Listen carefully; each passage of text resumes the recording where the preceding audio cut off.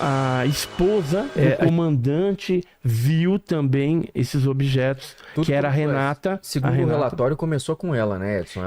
Ela viu, avisou. Ela avistou da sacada do prédio dela 3 luzes que desciam sobre a igreja Nossa Senhora Aparecida em velocidade. Essa daí. Essa igreja. Realmente não tem cara de igreja mesmo, é muito diferente. Meu pai que reformou essa igreja toda aí por dentro. Ah, é? E aí,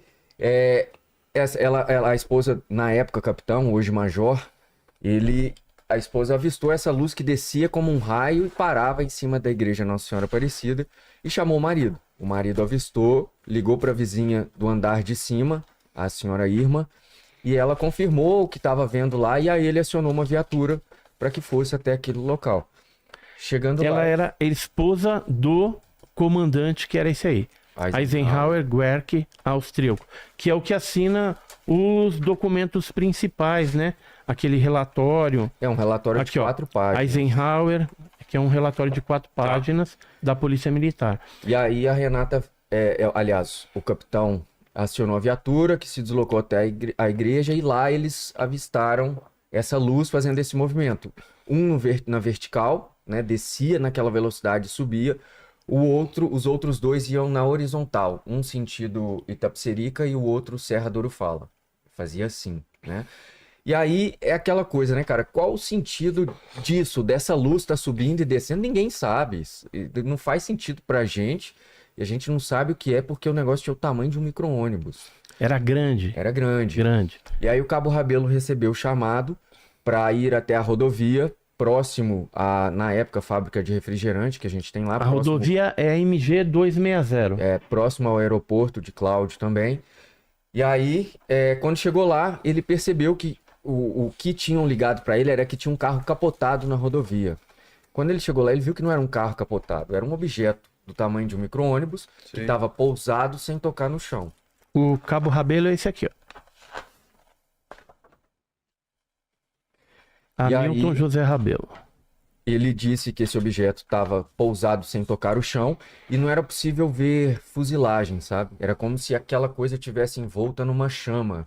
Não tinha uma chapa, nada Nada, fechando. era como se fosse uma grande bola de fogo, assim. Ele até fala que nesse momento ela estava branca, parecia xenon, branco azulado. Sei. Ele chegou a fotografar, junto com outros militares, esse fenômeno, né? Mas não nesse momento, porque eles não entenderam o que era. Não foi no primeiro momento. A cultura pop da ufologia é o disco voador, o pratão lá, né? Então, quando as pessoas se deparam com uma coisa dessa que a gente não sabe explicar o que é, uma bola de luz do tamanho de um micro-ônibus, eu imagino que a pessoa não vai... Ali em 2008, segundo ele nem pensou nisso. Ele pensou que fosse uma coisa do aeroporto. Alguma coisa relacionada ao aeroporto. E aí, quando a viatura aproximou, foi levantando lentamente e foi em direção ao aeroporto de Cláudio. A viatura foi acompanhando pela rodovia até que esse objeto adentrou, né, no linguajar do policial militar, para destilaria. E aí eles entraram com a viatura atrás, perseguindo e estourando cana com a viatura mesmo. Chegou um momento em que a viatura não conseguia mais acompanhar, eles desceram e ficaram observando a distância. Chegaram a subir, inclusive, na carroceria da caminhonete. E aí eles pensaram em manusear, chegaram a manusear o revólver, mas a mão não... A mão não ia, como se a mão tivesse pesada. Sim. E aí o outro policial falou com esse policial... Tipo de controle... mental. Controle mental. Eles não sabia o que era, mas não conseguia levantar a mão com a arma. E o outro que levantou falou que o dedo não puxava o gatilho. Não puxava o gatilho. E esse que tentou, por último, puxar o gatilho, falou que teve uma sensação de que estava sendo observado. E aí, quando ele olhou para trás, ele falou que tinha um sol gigante, assim, era esse objeto, assim, subindo atrás dele. E aí, ele só bateu a mão no outro policial para chamar. O outro policial... Na verdade, ele ficou que era o Rabelo, né? Sim. Só que ele não saiu o som. Não saía a voz. Não sei se talvez pelo trauma ali de estar observando. Aí ele bateu assim no Cabo Rabelo. Aí ele viu. E aí depois eles lembraram de pegar eles a câmera. Da caminhonete e pularam, né? Alguns ficaram dentro da viatura e o objeto continuou subindo. E aí o Cabo Rabelo, que levava uma Cybershot 14 megapixels, para fazer alguns registros, lembrou da câmera. Que era assim de apreensão, esse tipo de coisa que usa na polícia militar mesmo. E aí, sempre quando a gente conversa sobre isso, o pessoal fala, por que ele não fotografou quando estava perto? Cara, 2008 a gente tinha uma relação com fotografia muito diferente, né? Esse objeto que ele viu, né, em forma de micro-ônibus, seria esse formato. E esse aqui, já o objeto já se afastando, ele chegou a bater essas 3 fotografias, né? Dessas luzes. Tem ela com uma resolução um pouco melhor, mais afastada, né? Porque eles explicavam o seguinte, quando o objeto estava em movimento, ele ficava com essa cor mais de ferro incandescente. Sim.